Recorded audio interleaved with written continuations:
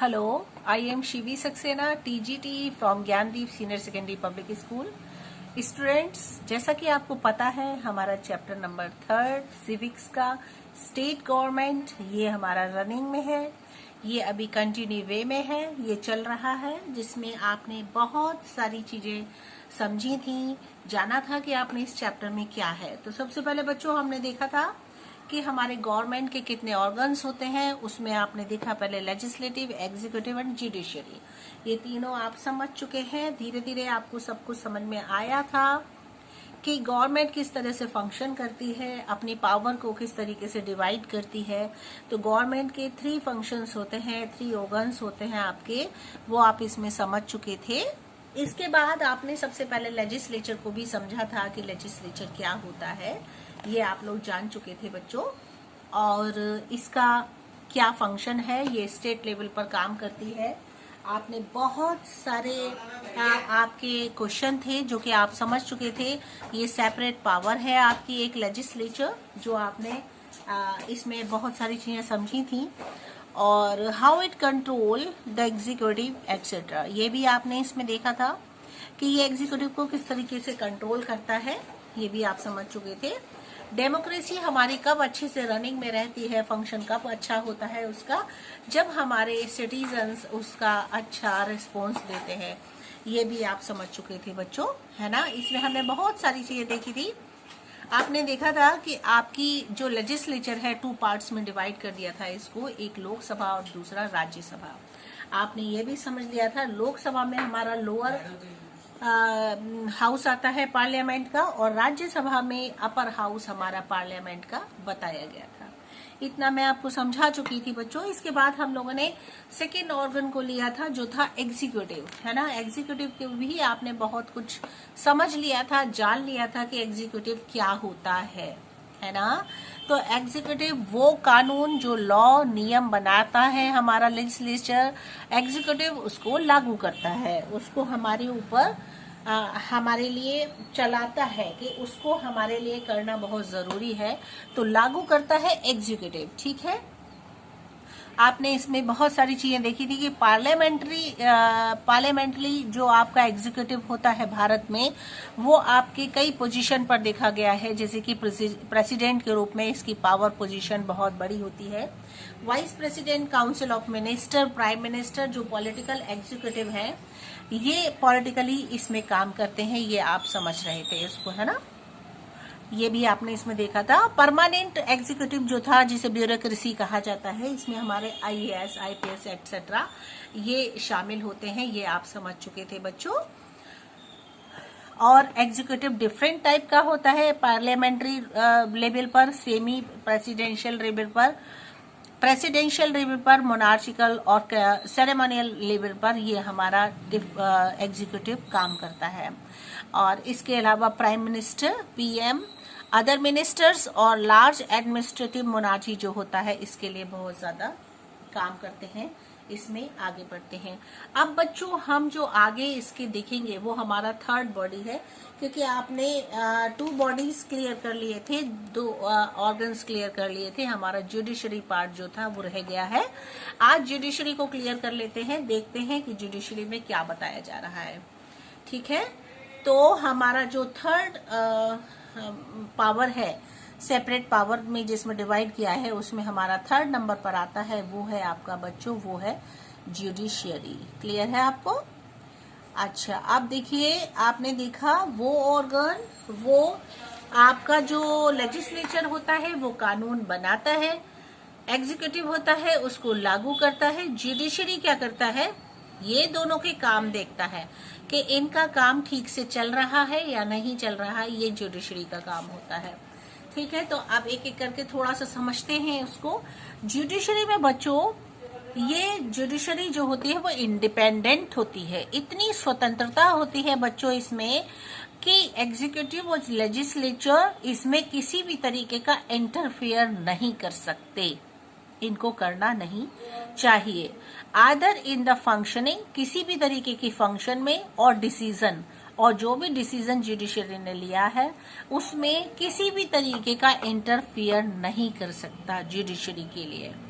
as well as judges could perform their duties without any fear or favor. बिना किसी डर और दबाव के ये अपने ड्यूटीज को परफॉर्म करते हैं। इनके जो जजेस होते हैं जुडिशरी का, जे फॉर जुडिशरी और जे फॉर जज, ठीक है। तो जुडिशरी जो होता है, जिस तरीके का भी जो जजमेंट देता है, इसमें किसी भी तरीके का इंटरफियर नहीं कर सकता जुडिशरी, और आपका जुडिशरी के लिए एग्जीक्यूटिव और लेजिस्लेचर का कोई इंटरफियरेंस नहीं होता है।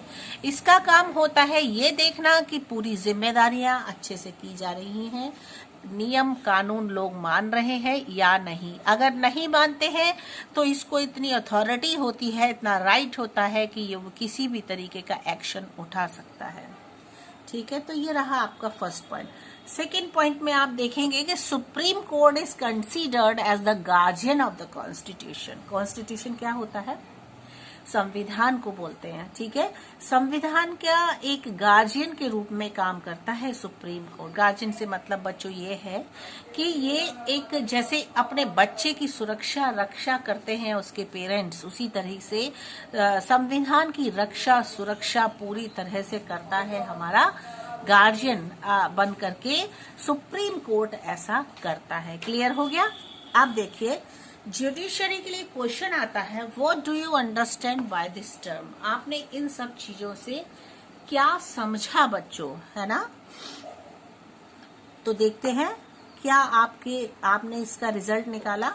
We have rule of law. हमारे पास बहुत सारे नियम होते हैं, रूल्स होते हैं लॉ को मानने के लिए। अगर हम किसी भी तरीके के लॉ को नहीं मानते हैं, उनके रूल्स को नहीं मानते हैं, तो हमें पनिश करता है हमारा जुडिशरी, ठीक है।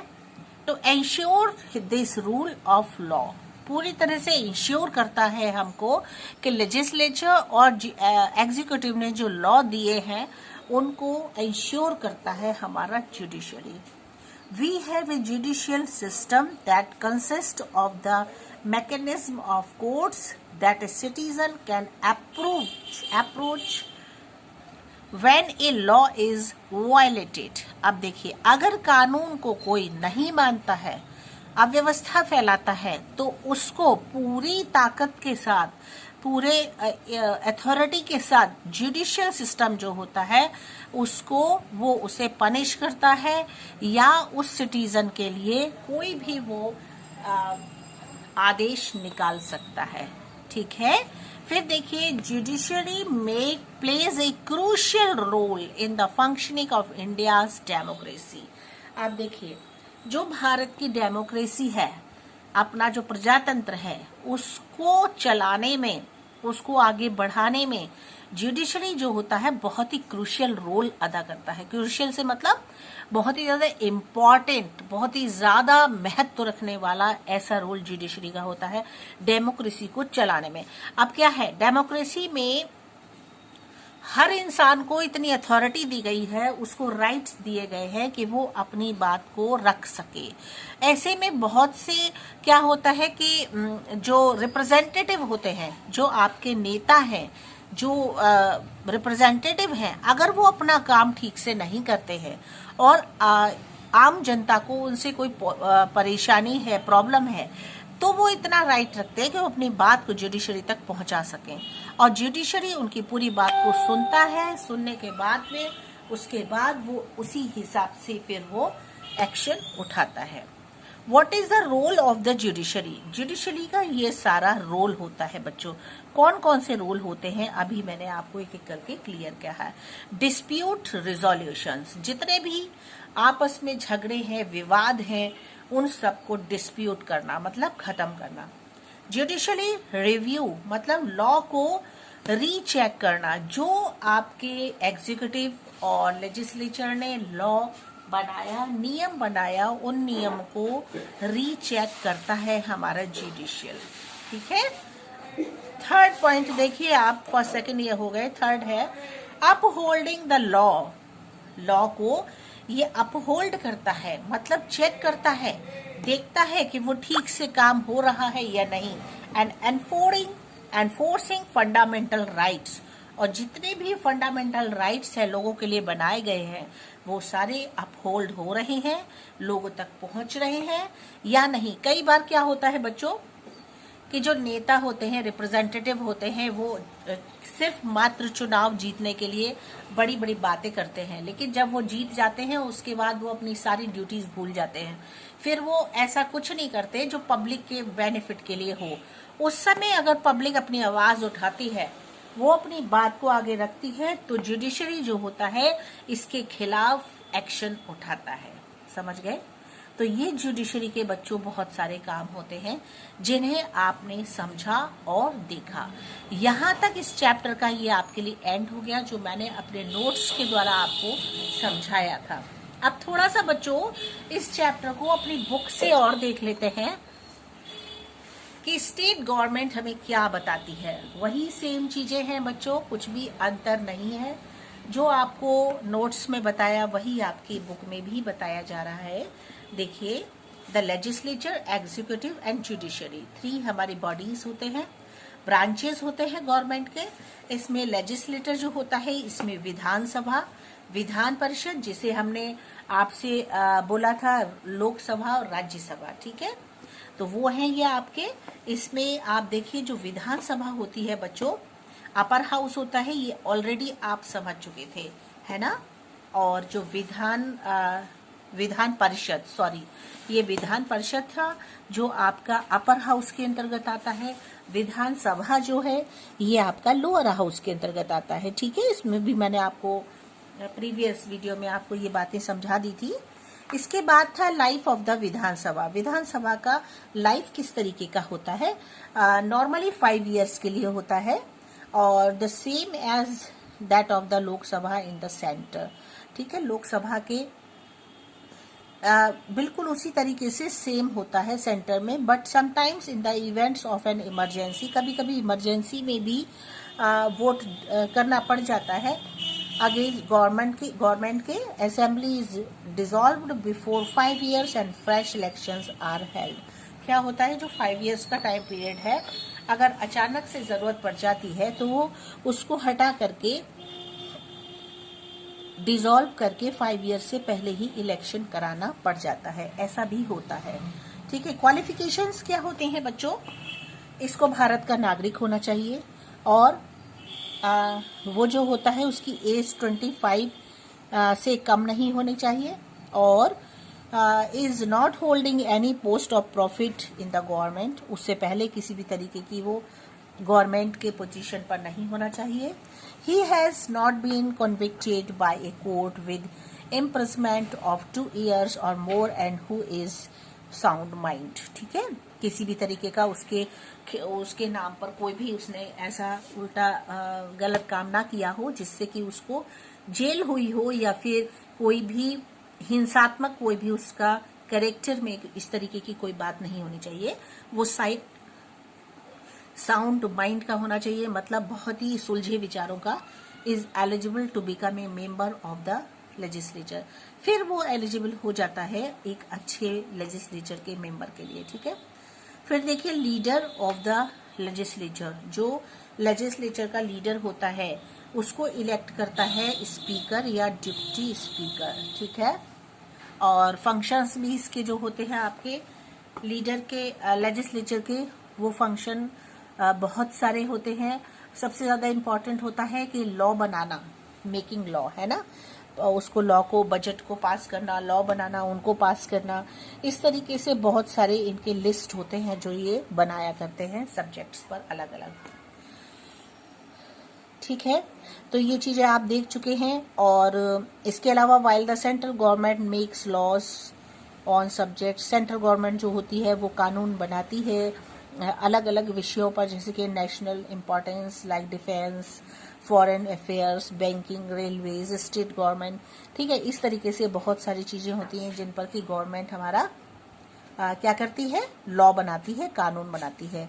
इसके अलावा स्टेट गवर्नमेंट मेक्स लॉज, और जो स्टेट गवर्नमेंट होती है वो जो लॉ बनाती है उसके सब्जेक्ट्स होते हैं एग्रीकल्चर, ट्रेड, कॉमर्स, एजुकेशन, इन सब को लेकर के, ठीक है।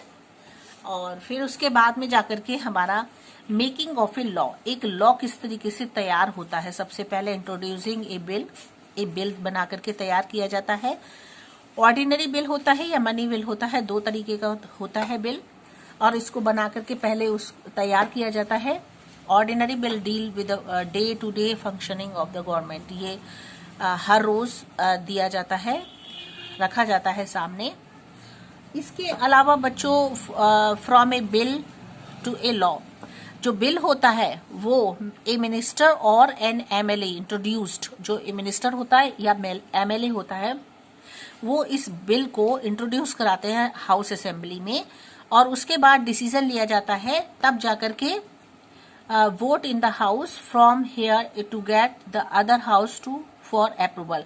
उस हाउस से वो दूसरे हाउस में अप्रूव होने के लिए जाता है वो बिल जो होता है। Then it is send to the governor, उसके बाद फिर वो गवर्नर के पास जाता है। जब वो गवर्नर उस पर साइन कर देता है तब वो एक लॉ बन जाता है, तब वो एक कानून बन जाता है।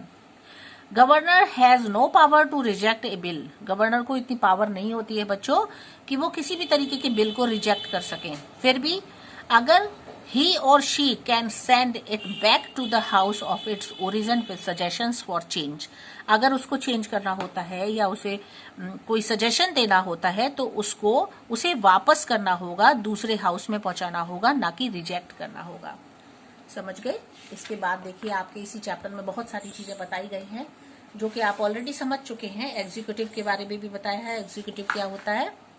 ये कानून को बनाने के बाद जब लेजिस्लेचर बना देता है तब ये जो होता है ये इसको लागू करता है, उसको पेश करता है, उसको दूसरों पर चलाता है। ठीक है, इसमें भी गवर्नर मेन रूप से होता है इसका, फिर चीफ मिनिस्टर और काउंसिल ऑफ मिनिस्टर्स होते हैं इसके। फिर जुडिशरी में आप देखोगे तो इसमें आप देखोगे high court, district, session courts, और इसके अलावा प्रोविजनल कोर्ट्स, न्याय पंचायत एक्सेट्रा, ये सारी चीजें इसके अंतर्गत आती हैं। ठीक है, और इस तरीके से आपका ये चैप्टर यहाँ पर जाके खत्म हो जाता है। ये महाराष्ट्र में मुंबई का हाई कोर्ट दिखाया गया है इसमें, और हाई कोर्ट इसमें बहुत मेन भूमिका निभाते हैं, सुप्रीम कोर्ट, हाई कोर्ट जो होते हैं। तो इस तरह से बच्चों इसमें बहुत सारी चीजें थी जो आपने इस चैप्टर में देखी और समझी, और तब जाकर के आपको ये अब सभी बच्चों को समझ में आ गया होगा कि हमारी जो गवर्नमेंट है वो 3 पार्ट्स में डिवाइड कर दी गई है। ये आपको सभी को पता चल गया। बस आज के लिए बच्चों इतना काफी है। इसके क्वेश्चन आंसर्स आपको दे दिए जाएंगे, आपको मैं बता दूंगी, आप कर लीजिएगा। ओके बच्चों, बाय बाय।